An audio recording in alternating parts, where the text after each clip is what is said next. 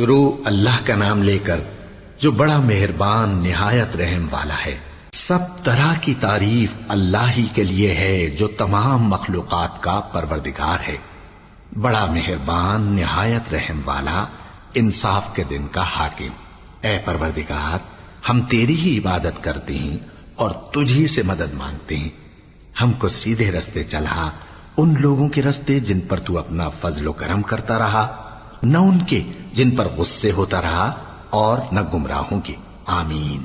جو لوگ ایمان لائے اور نیک عمل کرتے رہے ان کو خوشخبری سنا دو کہ ان کے لیے نعمت کے باغ ہیں جن کے نیچے نہریں بہ رہی ہیں۔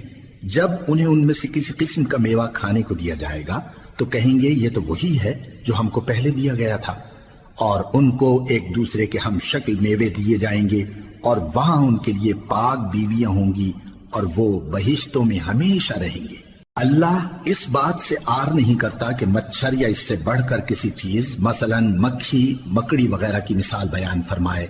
اب جو مومن ہیں وہ یقین کرتے ہیں کہ وہ ان کے پروردگار کی طرف سے سچ ہے، اور جو کافر ہیں وہ کہتے ہیں کہ اس مثال سے اللہ کی مراد ہی کیا ہے۔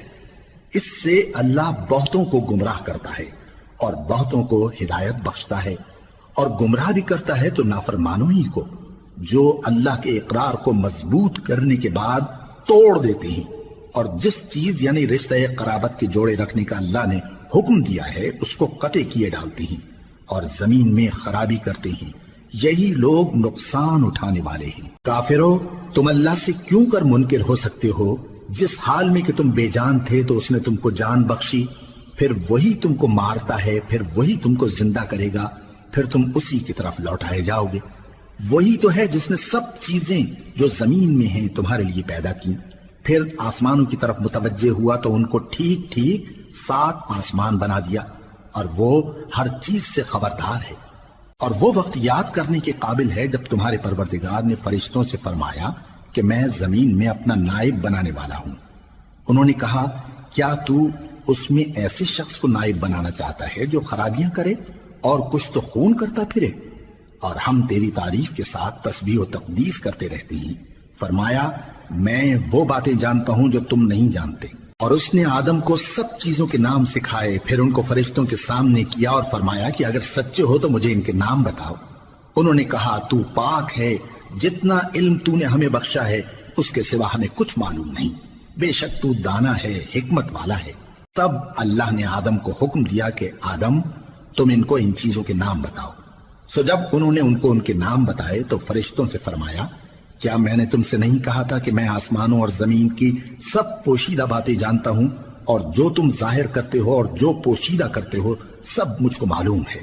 اور جب ہم نے فرشتوں کو حکم دیا کہ آدم کے آگے سجدہ کرو تو وہ سب سجدے میں گر پڑے مگر شیطان نے انکار کیا اور غرور میں آ کر کافر بن گیا۔ اور ہم نے کہا کہ اے آدم، تم اور تمہاری بیوی بہشت میں رہو اور جہاں سے چاہو بے روک ٹوک کھاؤ پیو، لیکن اس درخت کے پاس نہ جانا، نہیں تو ظالموں میں ہو جاؤ گے۔ پھر شیطان نے دونوں کو اس درخت کے بارے میں پھسلا دیا اور جس عیش و نشاط میں تھے اس سے ان کو نکلوا دیا۔ تب ہم نے حکم دیا کہ بہشت بری سے چلے جاؤ، تم ایک دوسرے کے دشمن ہو، اور تمہارے لیے زمین میں ایک وقت تک ٹھکانہ اور معاش مقرر کر دیا گیا ہے۔ پھر آدم نے اپنے پروردگار سے کچھ کلمات سیکھے اور معافی مانگی تو اس نے ان کا قصور معاف کر دیا۔ بے شک وہ معاف کرنے والا ہے، بڑا مہربان ہے۔